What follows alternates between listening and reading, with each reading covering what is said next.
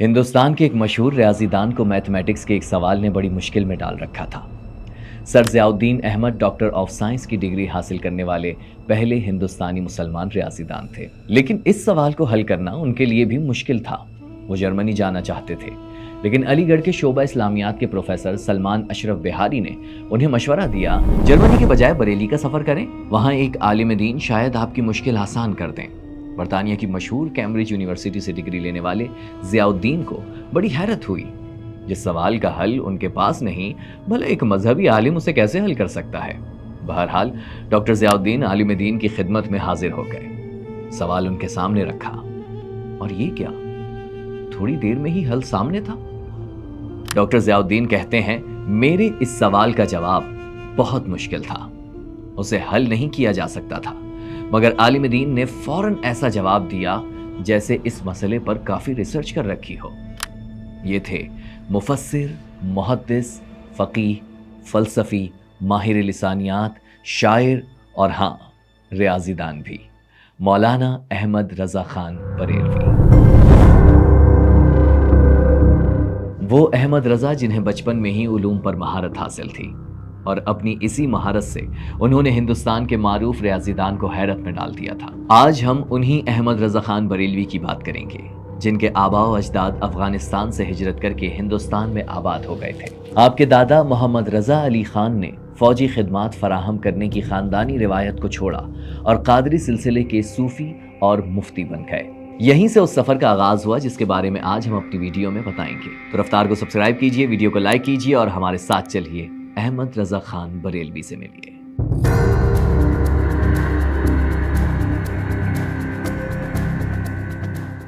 ये जून 1856 है। हिंदुस्तान के मुसलमानों के हालात बहुत खराब हैं। मुल्क पर उनके तकरीबन 1000 साल इख्तिदार का सूरज बस डूबने को है। 7 समंदर पार से आने वाले अंग्रेज मुल्क के स्याह और सफेद के मालिक बन रहे हैं। एक जानिब मुसलमानों और काबिज ताकतों की कशमकश चल रही है, तो दूसरी जानिब अंग्रेजों के खिलाफ मज़ाहमत करने वाले उलमा भी आपस में बटे हुए हैं। इस तकसीम की बड़ी वजह थी शाह वलीउल्लाह के पोते शाह इस्माइल शहीद की किताब तक़वियतुल ईमान। उनके मुखालिफ में एक बड़ा नाम था, मौलाना नकी अली खान का। वो उन उलमा में से थे जिन्होंने इस किताब के रद्द में किताबें लिखी थी। उन्हीं मौलाना नकी अली खान के यहाँ 14 जून 1856 को एक बेटे की पैदाइश हुई। नाम रखा गया अहमद रजा खान।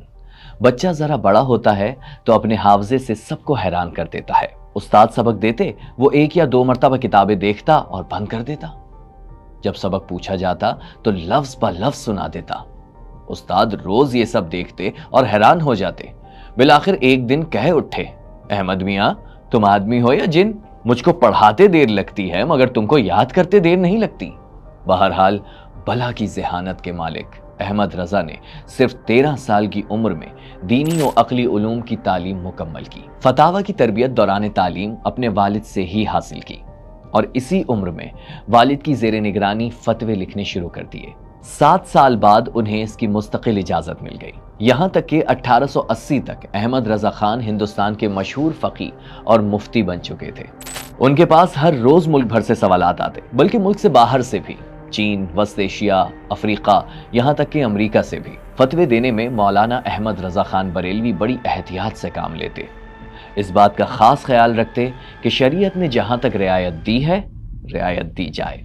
उन्होंने ये उसूल दिया कि मुफ्ती के लिए यही काफ़ी नहीं कि मुख्तलिफ अक़वाल नकल कर दे, बल्कि उसके लिए ये भी ज़रूरी है कि वो मुख्तलिफ अक़वाल में फ़र्क करके एक को दूसरे पर तरजीह दे सके और हतमी फैसला सादिर कर सके। जैसे सवाल उठा कि क्या मज़ारात के आगे सजदा जायज़ है?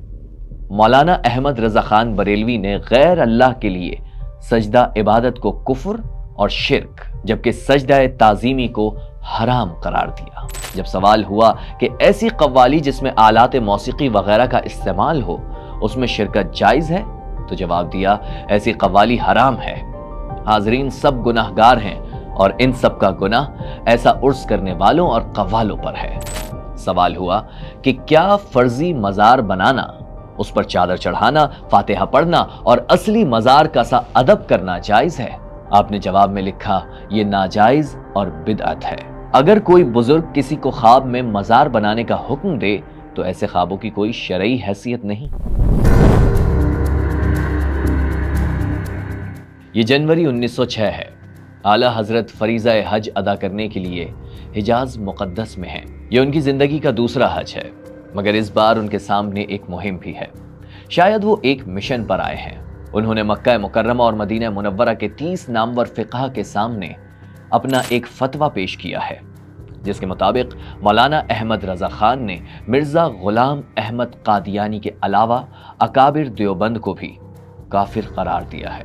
ان میں مولانا رشید احمد گنگوہی، مولانا قاسم ناناتوی، ان کے جانشین مولانا خلیل احمد سہارنپوری اور مولانا اشرف علی تھانوی شامل ہیں۔ احمد رضا خان نے عرب علماء کے سامنے اپنا مقدمہ ایک سوال کسی صورت میں پیش کیا کہ کیا عوام کو ایسے لوگوں سے نہیں بچانا چاہیے جو خدا اور اس کے رسول کی توہین کرتے ہوں، اور بالآخر وہ حرمین کے علماء کی تائید حاصل کرنے میں کامیاب ہو گئے۔ یہ فتویٰ بعد میں حسام الحرمین کے نام سے شائع ہوا اور ہندوستان میں تہلکہ مچا دیا۔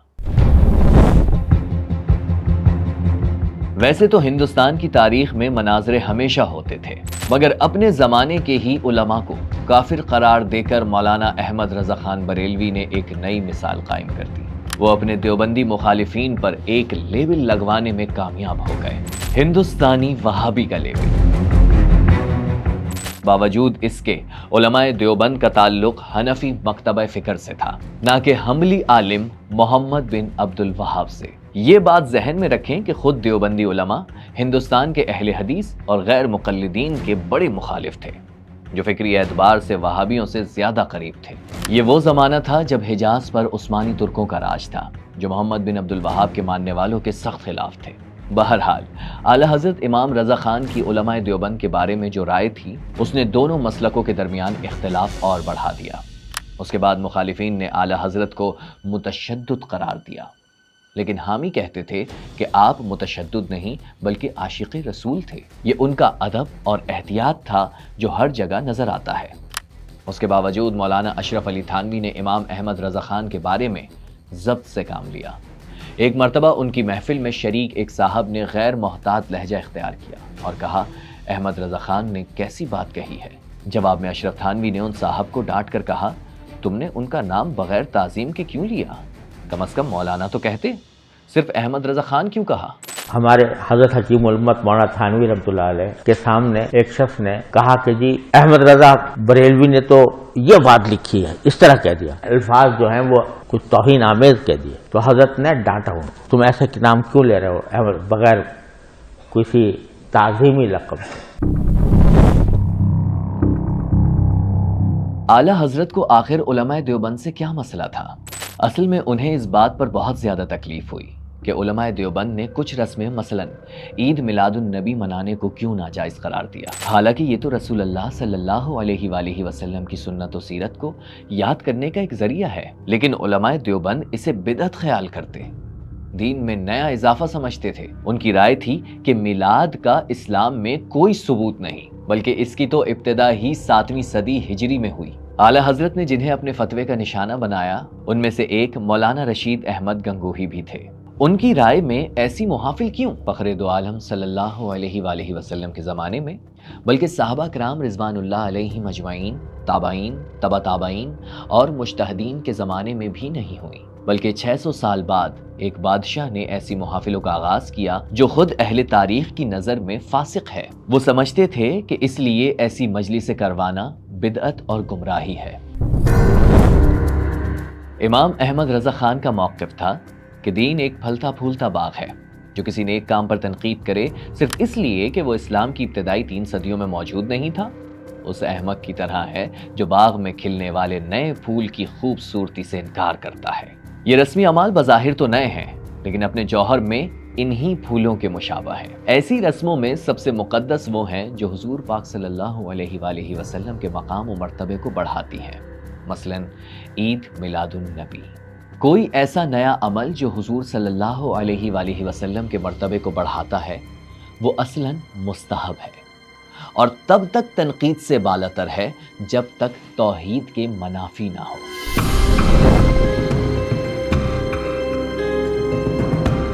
پہلی جنگ عظیم کے بعد خلافت عثمانیہ کمزور پڑ گئی تھی، خلافت کا خاتمہ یقینی نظر آنے لگا۔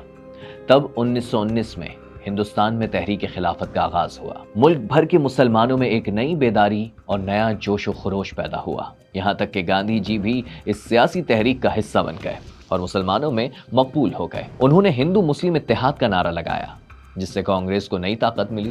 یہ مولانا احمد رضا خان بریلوی کی زندگی کا آخری دور تھا۔ انہیں تحریک خلافت کے کچھ نئے لیڈروں سے بھی اختلاف تھا، جیسے مولانا عبدالباری فرنگی محلی سے۔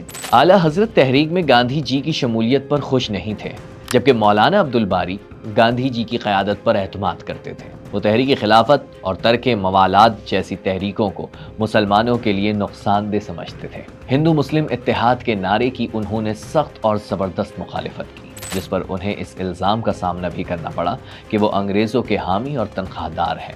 اعلیٰ حضرت نے جواب دیا، جس نے ایسا کیا ہو اس پر قیامت تک اللہ اور اس کے رسول کی اور اس کے نیک بندوں کی لعنت ہو۔ ہندوستان کے ایک مشہور عالم دین تھے مولانا جعفر شاہ پھلواری، تحریک خلافت میں شامل تھے اور اعلیٰ حضرت کے مخالف تھے۔ اس الزام پر تو وہ بھی گئے اٹھے کہ مولانا بریلوی پر انگریز دوستی کا الزام سراسر بے بنیاد اور سیاسی مقاصد کے لیے لگایا گیا۔ حقیقت تو یہ ہے کہ اعلیٰ حضرت نے اس وقت متحدہ قومیت کے خلاف آواز اٹھائی جب قائد اعظم محمد علی جناح بھی اس معاملے پر خاموش تھے۔ مفتی منیب الرحمان لکھتے ہیں، برطانوی استعمار کے عہد میں ہندوستان میں جب تحریک ترک موالات چلی اور ہندو مسلم بھائی بھائی کا نعرہ لگایا جانے لگا تو امام احمد رضا خان نے انتہائی مدلل طریقے سے اس موقف کو رد کیا اور بتایا کہ اسلام میں ملت و قومیت کی اساس دین ہے، اس لیے ہندو مسلم بھائی بھائی نہیں ہو سکتے۔ ان کا فتویٰ آگے چل کر نظریہ پاکستان یعنی دو قومی نظریے کی بنیاد بنا۔ بہرحال 1922 میں خلافت عثمانیہ کے خاتمے کا اعلان ہو گیا۔ یہ ہندوستان کی مسلم قیادت اور عوام کے لیے زبردست دھچکا تھا۔ مولانا احمد رضا خان بریلوی کے علمی کاموں میں ایک بہت بڑا کام ہے قرآن مجید کا ترجمہ۔ یہ ترجمہ کنز الایمان کے نام سے مشہور ہے، جو 1911 میں مکمل ہوا۔ اعلیٰ حضرت کے ترجمے کا طریقہ مختلف تھا۔ یہ نہیں کہ پہلے تفسیر کی کتب اور لغات دیکھی، پھر آیت کے معنی سوچ کر ترجمہ بیان کر دیا، بلکہ آپ قرآن مجید کا فی البدی اور برجستہ ترجمہ زبانی اس طرح بولتے جیسے کوئی حافظ روانی سے قرآن پڑھتا ہے۔ یہ ترجمہ آج بھی دنیا بھر میں مقبول ہے۔ مصطفیٰ جان رحمت لاکھوں سلام، شمع بز میں ہدایت لاکھوں سلام۔ امام احمد رضا خان بریلوی ایک عظیم نعت گو شاعر بھی تھے۔ آپ کا لکھا ہوا یہ سلام تو اتنی شہرت رکھتا ہے کہ مولانا کوثر نیازی نے ایک بار کہا تھا، یہ سلام اردو زبان کا قصیدہ بردہ شریف ہے۔ اور یہی نہیں، اعلیٰ حضرت نے اور بھی بہت سی نعتیں کہیں۔ ان کا نعتیہ دیوان حدائق بخشش کے نام سے مشہور ہوا۔ اعلیٰ حضرت کی ایک اور مشہور نعت ہے جو 4 زبانوں میں ہے، عربی، فارسی، اردو اور ہندی۔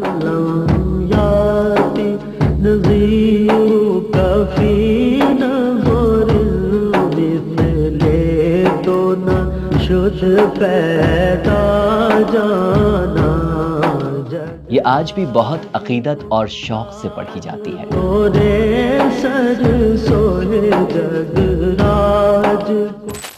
اعلیٰ حضرت کا عربی کلام پڑھ کر تو محسوس ہوتا ہے کہ بظاہر تو ہندوستانی مگر حقیقتاً حجازی تھے۔ ان کی عربی میں عجمیت کی بو نہیں آتی۔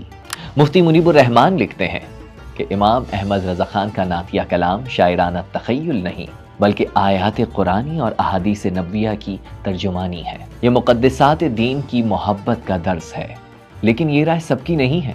معروف اسکالر ڈاکٹر اسرار احمد خان نے مولانا احمد رضا خان بریلوی کے کلام میں کچھ مقامات پر شاعرانہ مبالغہ آمیزی کی نشاندہی بھی کی ہے۔ مولانا احمد رضا خان صاحب بریلوی انہوں نے تو یہ شعر کہا ہے، وہی جو مستوی عرش تھا خدا ہو کر، اتر پڑا وہ مدینے میں مصطفیٰ ہو کر۔ تو مولانا محمود احمد رضوی صاحب نے فرمایا کہ اس پر ہمارا عقیدہ نہیں ہے، یہ ہمارے عقیدے میں شامل نہیں ہے۔ انہوں نے اعلان برات کیا۔ تو اصل میں یہ وہی شاعرانہ مبالغہ آمیزی ہے۔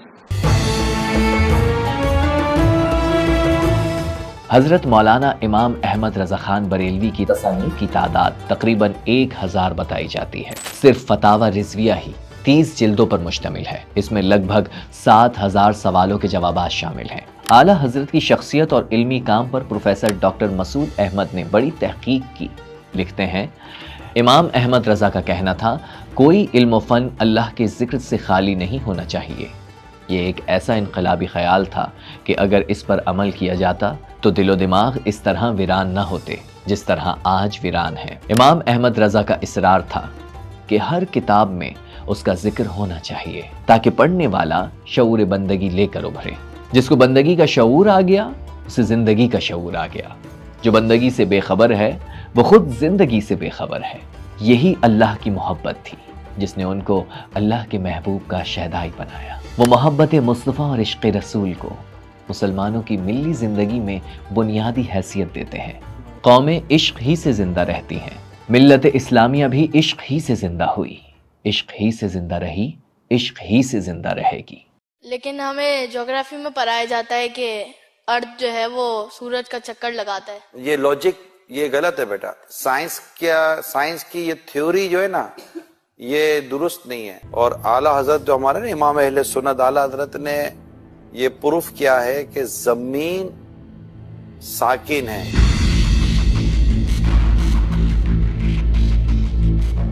جہاں تک امام احمد رضا کے دیے گئے کفر کے فتووں کی بات ہے وہ متنازع تھے اور رہیں گے, کیونکہ جس طرح علل اعلان انہوں نے کفر کے فتوے دینا شروع کیے اس کی مثال پہلے بہت کم ملتی ہے. اعلیٰ حضرت کے فتووں کے ساتھ ہی ہندوستان کے سب سے بڑے طبقہ فکر میں کھلی تکفیر کا ایسا سلسلہ شروع ہو گیا جو آج تک رکنے میں نہیں آ رہا. اور یہی نہیں, انہوں نے ایک اور تنازع بھی کھڑا کیا. یہ معاملہ مذہبی نہیں تھا بلکہ سائنسی تھا. اعلیٰ حضرت نے کہہ دیا کہ زمین حرکت نہیں کر رہی بلکہ ساکن ہے, اور صرف کہا نہیں, اس پر ایک کتاب فوز مبین بھی لکھ ڈالی. 105 دلائل دیے اور اپنے تئیں نظریہ حرکت زمین کو باطل قرار دے دیا. اب یہ بات کیونکہ اعلیٰ حضرت نے کہہ ڈالی ہے تو دبے دبے الفاظ میں آج بھی بریلوی علماء یہی بات کرتے ہیں. کھلم کھلا تو نہیں لیکن اشارتاً یا پھر جہاں ذکر آئے زمین کے گردش نہ کرنے کی حمایت نہ کر کے. 28 اکتوبر سال 1921 جمعے کا دن تھا اور تاریخ تھی 25 صفر المظفر. اعلیٰ حضرت کا آخری وقت آ پہنچا. انہوں نے وصیت نامہ تحریر کرایا. جب 2 بجنے میں 4 منٹ باقی تھے تو وقت دریافت کیا. جواب ملا 1:56. فرمایا گھڑی رکھ دو. تھوڑی دیر گزری تو بھائی مولانا محمد رضا خان سے کہا وضو کر کے آؤ اور قرآن عظیم لاؤ. بھائی ابھی واپس نہ آئے تھے کہ برادرم مصطفیٰ رضا خان سے کہا سورہ یاسین اور سورہ رات کی تلاوت کرو. ہدایت کے مطابق دونوں صورتیں پڑھی گئیں.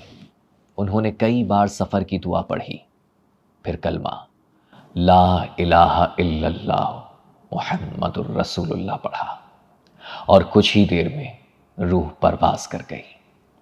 ان للہ و ان الیہ راجعون. اعلیٰ حضرت کی وصیت کا ایک حصہ یہ تھا جس سے اللہ اور رسول صلی اللہ علیہ وآلہ وسلم کی شان میں ادنا توہین پاؤ, پھر وہ تمہارا کیسا ہی پیارا کیوں نہ ہو, فوراً اس سے جدا ہو جاؤ. جس کو بارگاہ رسالت میں ذرا بھی گستاخ دیکھو, پھر وہ کیسا ہی بزرگ معظم کیوں نہ ہو, اپنے اندر سے اسے دودھ کی مکھی کی طرح نکال پھینک دو. شاید یہی وجہ ہے کہ جب حضرت مولانا اشرف علی تھانوی کو اعلیٰ حضرت امام احمد رضا خان کے انتقال کی خبر ملی تو فوراً دعا کے لیے ہاتھ اٹھا لیے. حاضرین میں سے کسی نے پوچھ لیا کہ وہ تو عمر بھر آپ کو کافر کہتے رہے, آپ ان کے لیے دعائے مغفرت کر رہے ہیں. تو فرمایا مولانا احمد رضا خان نے ہم پر کفر کے فتوے اس لیے لگائے کیونکہ انہیں یقین تھا کہ ہم نے توہین رسول کی ہے. اگر وہ یہ یقین رکھتے ہوئے بھی ہم پر کفر کا فتویٰ نہ لگاتے تو وہ خود کافر ہو جاتے. آج امام احمد رضا خان کو گزرے ہوئے 1 صدی سے زیادہ ہو چکی ہے, مگر وہ آج بھی زندہ ہے. اس آواز میں جو بر صغیر کی ہزاروں مساجد سے تقریباً روزانہ بلند ہوتی ہے. یہ آواز اعلیٰ حضرت کی یاد دلاتی ہے, اور جب تک یہ آتی رہے گی اعلیٰ حضرت زندہ رہیں گے. مصطفیٰ جان رحمت پہ لاکھوں سلام. ہدایت پہ لاکھوں سلام, سمے بز میں ہدایت